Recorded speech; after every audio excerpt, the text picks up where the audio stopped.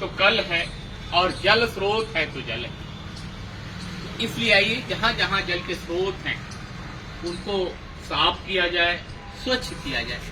आप देखें तो लगभग मानसून आ चुका है पूरे देश में, कहीं कम कहीं ज्यादा बरसात हो रहा है और जो बरसाती पानी है कई जगह वह किसी नाले के साथ मिलकर प्रदूषित हो जा रहा है, कहीं ऐसे ही तो खराब हो जा रहा है। इसलिए आइए हमारा आपका एक जो उत्तरदायित्व है, जो कर्तव्य है मानव होने के नाते, कि हम लोग ऐसे जल स्रोतों को, ऐसे तालाबों को, ऐसे कुंडों को इस पीरियड में यदि हम लोग साफ रखें, स्वच्छ रखें, सुंदर रखें, तो उसमें जो हमारे बरसाती जल है वो संरक्षित होंगे।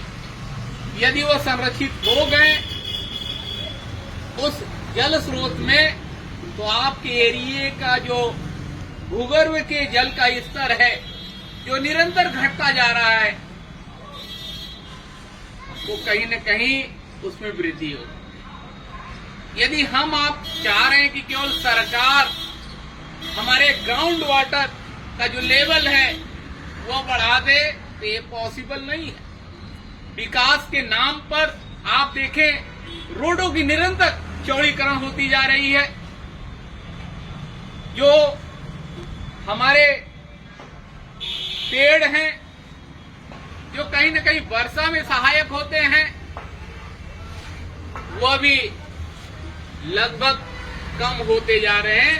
और परिणाम क्या हुआ कि इस वर्ष आपने देखा कि किस प्रकार टेम्परेचर निरंतर बढ़ता जा रहा है।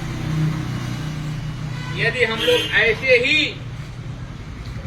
अपने पेड़ों को विकास के नाम पर काटते रहेंगे, तो आने वाले दिनों में वह दिन दूर नहीं जब टेम्परेचर भी हाई होगा और वर्षा भी शायद हम अपने क्षेत्र में नहीं करा पाएंगे।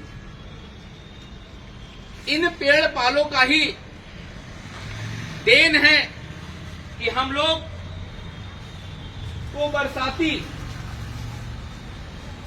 पानी मिल पा रहा है। आप देखें जिन क्षेत्रों में वनों की अधिकता है वहां किस तरह की बारिश हो रही है, जहां पेड़ नहीं है वहां किस तरह की बारिश हो रही है। और यह सभी चीजों का प्रभाव हम लोगों को पड़ रहा है।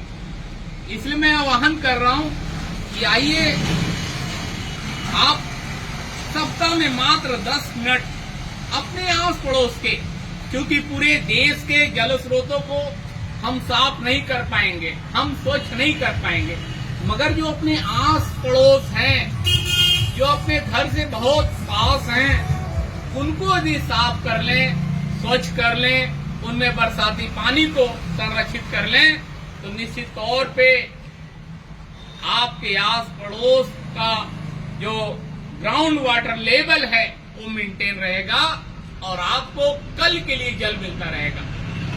एक सुंदर तालाब पहाड़िया का, जिसे हमने गोद लिया था, और आज इसको देखें तो हमें लग रहा है कि वाराणसी के जितने भी तालाब हैं उनमें अगर टीडीएस चेक किया जाए तो पहाड़िया तालाब का सबसे कम टीडीएस है। एक तरह से कह सकते हैं ये पानी पीने लायक है। लोग स्नान कर रहे हैं, ध्यान कर रहे हैं। एक समय था कि इस पानी को अचमनी करते थे। मैंने थोड़ा सा प्रयास किया।